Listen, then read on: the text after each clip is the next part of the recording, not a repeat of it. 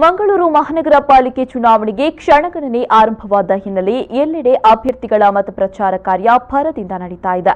27ನೇ ಬೋಳೂರು ವಾರ್ಡ್ನಿಂದ ರಾಜ್ಕುಮಾರ್ ಕೋಟ್ಯಾನ್ ಅವರು ಪಕ್ಷೇತರ ಅಭ್ಯರ್ಥಿಯಾಗಿ ಸ್ಪರ್ಧಿಸ್ತಾ ಇದ್ದು ತಮ್ಮ ವಾರ್ಡ್ನಲ್ಲಿ ಮತ ಪ್ರಚಾರ ಮಾಡಿದರು. ನವೆಂಬರ್ 12ರಂದು ಮಂಗಳೂರು ಮಹಾನಗರ ಪಾಲಿಕೆ ಚುನಾವಣೆ ನಡೆಯಲಿದ್ದು 27ನೇ ಬೋಳೂರು ವಾರ್ಡ್ನಿಂದ ರಾಜ್ಕುಮಾರ್ ಕೋಟ್ಯಾನ್ ಅವರು ಪಕ್ಷೇತರ ಅಭ್ಯರ್ಥಿಯಾಗಿ ಸ್ಪರ್ಧಿಸ್ತಾ ಇದ್ದಾರೆ. ರಾಜ್ಕುಮಾರ್ ಕೋಟ್ಯಾನ್ ಅವರು ಉತ್ತಮ ಕ್ರೀಡಾಪಟು ಹಾಗೂ ಜಿಲ್ಲೆಗೆ ಮೊದಲ ಬಾರಿಗೆ ಕುಸ್ತಿ ಪಂದ್ಯಾಟದಲ್ಲಿ ಚಿನ್ನದ ಪದಕವನ್ನ ತಂದುಕೊಟ್ಟ ವ್ಯಕ್ತಿ. ಹಲವು ಧಾರ್ಮಿಕ ಸಾಮಾಜಿಕ ಸಂಘ ಸಂಸ್ಥೆಗಳಲ್ಲಿ ತಮ್ಮನ್ನ ತಾವು ತೊಡಗಿಸಿಕೊಂಡವರು. ರಾಜ್ಕುಮಾರ್ ಕೋಟ್ಯಾನ್ ಅವರು ಪಕ್ಷೇತರ ಅಭ್ಯರ್ಥಿಯಾಗಿ ಹಾಯಿದೋಣಿ ಮತ್ತು ನಾವಿಕ ಚಿಹ್ನೆಯಿಂದ ಸ್ಪರ್ಧಿಸ್ತಾ ಇದ್ದಾರೆ.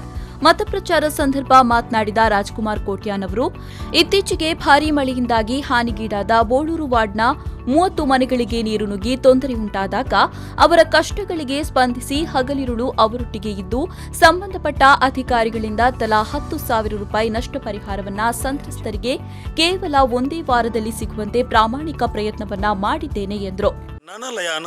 ಈ ವಾರ್ಡ್ ಗೆಂದದ ಬತ್ತವನ್ನ ವಾರ್ಡದ ಚಿನ್ನಡ್ ಆಯ್ದೋಣಿ ಚಿನ್ನಡ್ ಗೆಂದದ ಬತ್ತುಂಡ ಯಾನು ಸೋಪಡು ಗೆಂದಡು ಎನ್ನ ಕೆಲಸನ ಬಡವರನ ಕೆಲಸ ಅಕ್ಕಲನೊಟ್ಟಿಗೆ ಅಕ್ಕಲು ವಾರ ರಾತ್ರಿ ಅನ್ನಲ್ಲ ನಾನು ಮಲ್ತದು ತೋಜ ಮಲ್ಪೆ ನಾನಲ್ಲ ಅಂಚಾದ ಪುನಗ ದೇ ಮಲ್ತದು ಬೋಲೂರು ವಾರ್ಡ್ದ ಮಾತ ಮತದಿರಲ್ಲ ಮಾತ ವರ್ಗದಕ್ಕಲ್ಲ ಸಾಕಾರ ಕೊರ್ಪೇರು ಬಂದು ಎಂಕೊಂಜಿ ವಿಶ್ವಾಸ ಉಂಟು.